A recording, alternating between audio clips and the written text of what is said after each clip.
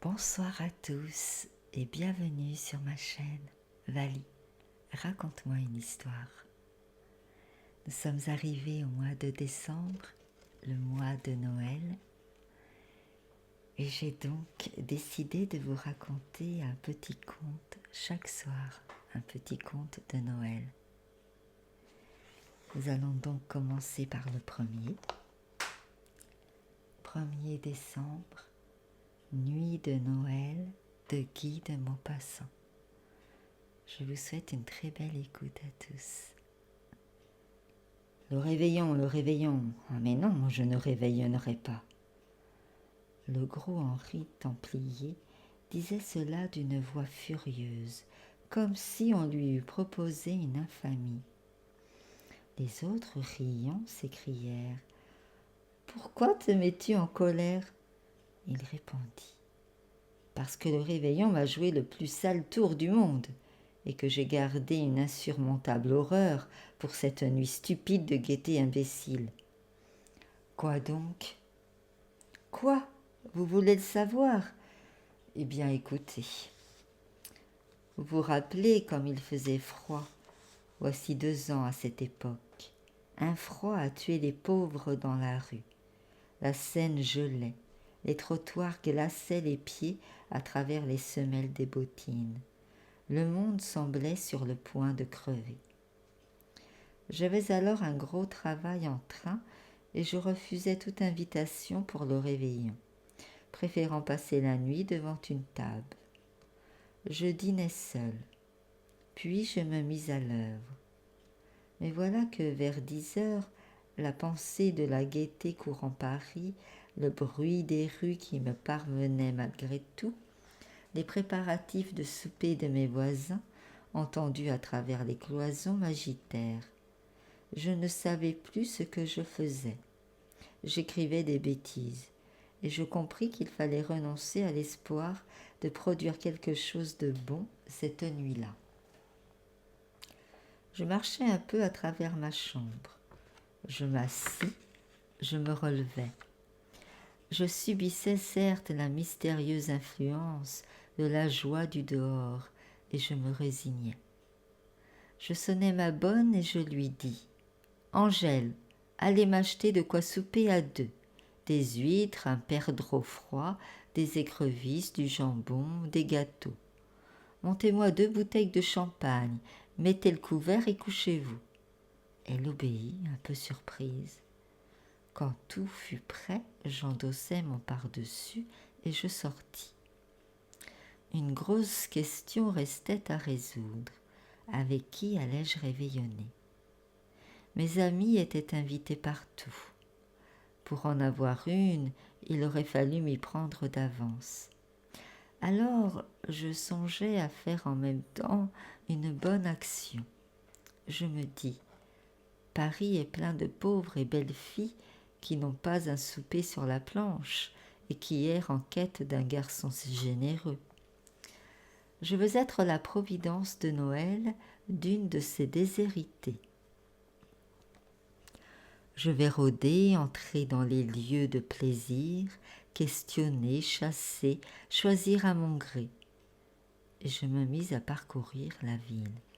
Certes, je rencontrais beaucoup de pauvres filles cherchant aventure, mais elles étaient laides à donner une indigestion, ou maigres à geler sur pied si elles s'étaient arrêtées. J'ai un faible, vous le savez, j'aime les femmes nourries. Plus elles sont en chair, plus je les préfère. Une colosse me fait perdre la raison. Soudain, en face du théâtre des variétés, j'aperçus un profil à mon gré. Une tête, puis par devant 2 bosses. Celle de la poitrine, fort belle. Celle du dessous, surprenante. Un ventre d'oie grasse. J'en frissonnais, murmurant. Sacristi, la belle fille.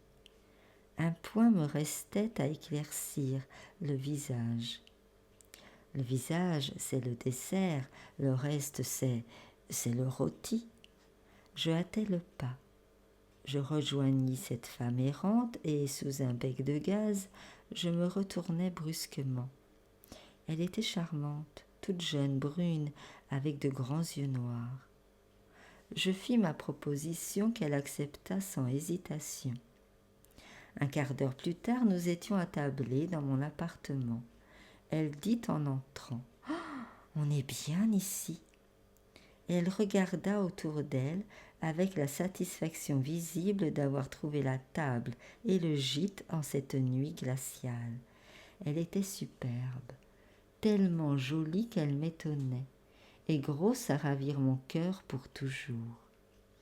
Elle ôta son manteau, son chapeau, s'assit et se mit à manger.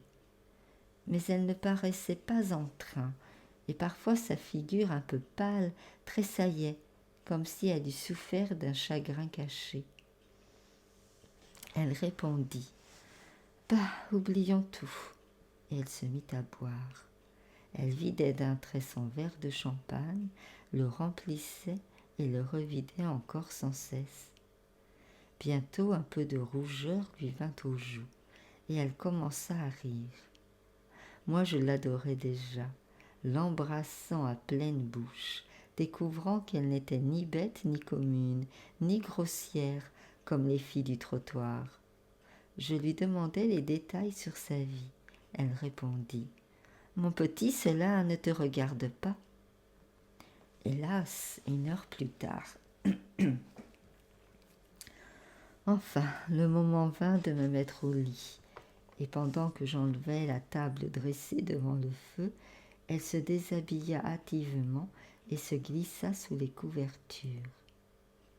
Mes voisins faisaient un vacarme affreux, riant et chantant comme des fous, et je me disais « J'ai eu rudement raison d'aller chercher cette belle fille, je n'aurais jamais pu travailler. » Un profond gémissement me fit retourner. Je demandai « Qu'as-tu, ma chatte ?» Elle ne répondit pas, mais elle continuait à pousser des soupirs douloureux, comme si elle eût souffert horriblement.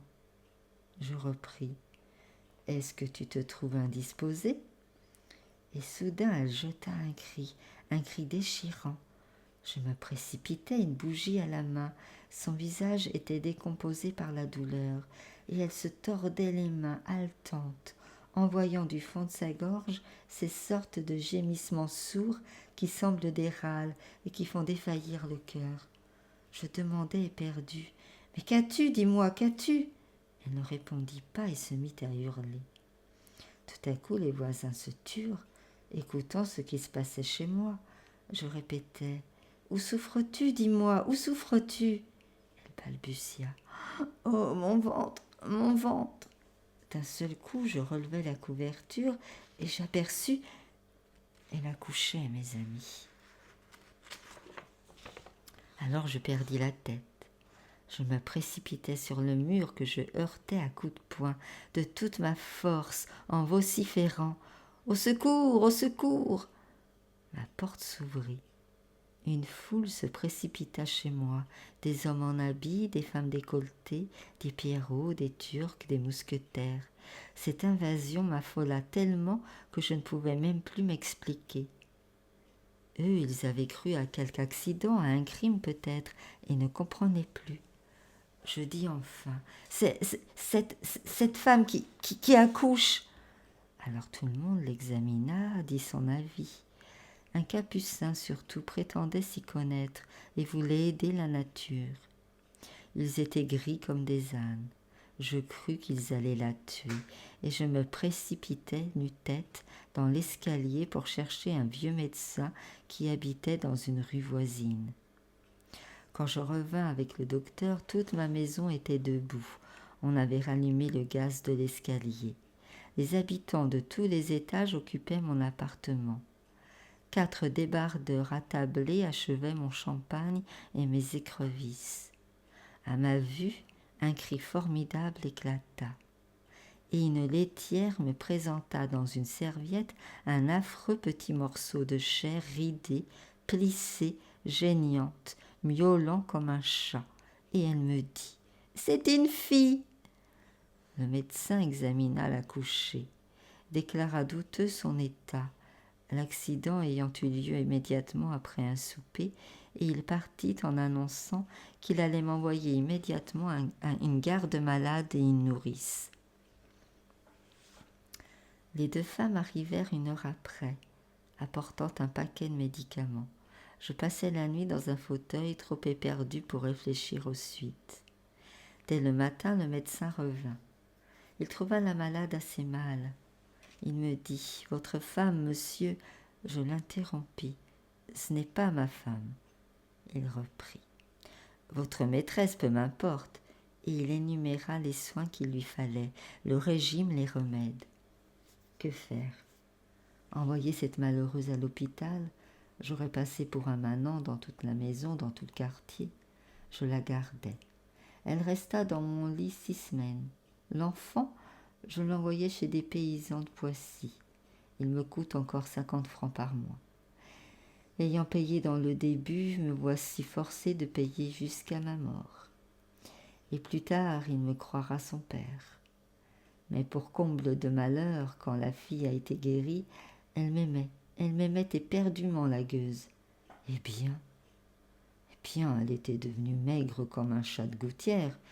J'ai flanqué dehors cette carcasse qui me guette dans la rue, se cache pour me voir passer, m'arrête le soir quand je sors, pour me baiser la main, m'embête enfin, me rendre fou. Et voilà pourquoi je ne réveillonnerai plus jamais. Voilà, j'espère que cela vous a plu. Si c'est le cas, je vous remercie de liker, partager, commenter, de vous abonner.